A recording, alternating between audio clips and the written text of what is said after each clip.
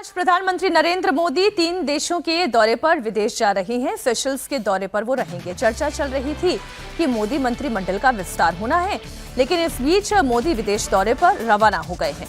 प्रधानमंत्री नरेंद्र मोदी 27 से 29 जून तक सेशल्स के दौरे पर रहेंगे। सेशल्स के नेशनल डे सेलिब्रेशन में प्रधानमंत्री मोदी चीफ गेस्ट होंगे। आपको बता दें कि साल 2015 के बाद मोदी की दूसरी सेशल्स यात्रा है।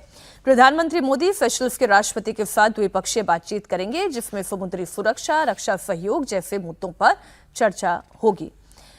ये विजन महासागर जो है प्रधानमंत्री नरेंद्र मोदी का, ये क्यों इतना इंपॉर्टेंट है? और सेशल्स का ये दौरा, प्रवासी तो बड़े गदगद हैं कि प्रधानमंत्री नरेंद्र मोदी आ रहे हैं।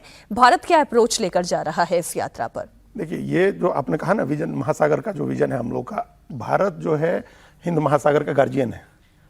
हम लोग हैं हिंद महासागर के गार्जियन। और जिस तरह की चीज़ें अभी हो रही हैं हिंद महासागर के अंदर, जिस तरह से चाइना अपना मैरीटाइम पावर बढ़ा रहा है और जिस तरह से अमेरिका ने अभी इंडो पैसिफिक से हटा करके और वापस यूएस पैसिफिक किया, तो चाहे हिंद महासागर हो, पैसिफिक हो, समुद्र का रास्ता सुरक्षित करना और वहाँ अपनी नेवल पावर मजबूत करना, ताकि हम आगे किसी भी युद्ध के लिए, अब देखिए अभी सबसे पावरफुल चीज़ जो आज की तारीख में है वो नेवल पावर है। वहीं से आप लड़ाई, अभी सारी अमेरिका ने जो लड़ाई लड़ी है ईरान में, वही नेवल पावर। ऑपरेशन सिंदूर के दौरान भी पाकिस्तान को सबसे बड़ा डर भारत की नेवल पावर का था। चाइना को भी है। और हम लोग, हमारे पास 150 के करीब हम ऐसे युद्धपोत हैं जिससे हम समुद्र में बहुत मजबूत ताकत है भारत। और ये हिंद महासागर में स्थित भले ही छोटा सा द्वीप है सेशल्स, लेकिन स्ट्रेटेजिकली भारत के लिए बहुत इंपॉर्टेंट है। तो ये जो द्विपक्षीय वार्ता होगी, रक्षा सहयोग की बात होगी, ये सब चीजें भारत के लिए बहुत इंपॉर्टेंट है। और ये नहीं मानना चाहिए कि छोटा सा द्वीप देश है तो हमारे, लेकिन सर नजर तो सब लोगों को मंत्रिमंडल विस्तार पर थी। वो भी होगा कि अब क्या होने जा रहा है। नहीं, देखिए, ये बताया जा रहा है कि जरूरी नहीं है कि फैसले के लिए प्रधानमंत्री शपथ दिलाने वक्त उनका होना जरूरी है। प्रधानमंत्री अगर फैसला कर लिए हैं, वो दौरे पे हैं, वो फिर आ जाएंगे। आप नाम की घोषणा कर देंगे, शपथ का दिन तय कर देंगे। लेकिन अभी तक देखिए, जितनी भी अटकलें पिछले 5-6 साल में लगाई गई हैं, आमतौर पर वो अटकलें रही हैं। उसमें निश्चित तौर पे जिनका टर्म खत्म हो रहा है, हरदीप पुरी जी हैं, उनका टर्म खत्म हो रहा है। बाकी पंकज चौधरी और हर्ष मल्होत्रा जैसे लोग जो हैं प्रदेश अध्यक्ष बन गए हैं दिल्ली और यूपी के, वैसे लोगों का जाना है। कुरियन साहब जो है वो रिजाइन कर दिए, आएंगे।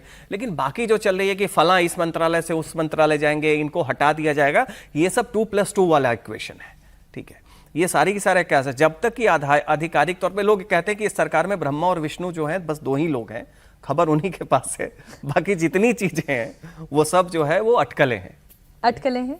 कोई बड़ा नाम नहीं हो सकता है, बड़े नाम भी चेंज होंगे, लोगों के विभाग बदले जा सकते हैं। देखिए, जितना कंफर्टेबल आज अभी के पोजीशन में प्रधानमंत्री हैं, जो वल्नरेबिलिटी थी उनकी, कंफर्टेबल बढ़ता जा रहा है, वही बढ़ता जा रहा है। एक 2024 में एक वल्नरेबिलिटी दिख रही थी कि आप चंद्रबाबू नायडू पर डिपेंडेंट है, नीतीश कुमार पर डिपेंडेंट है।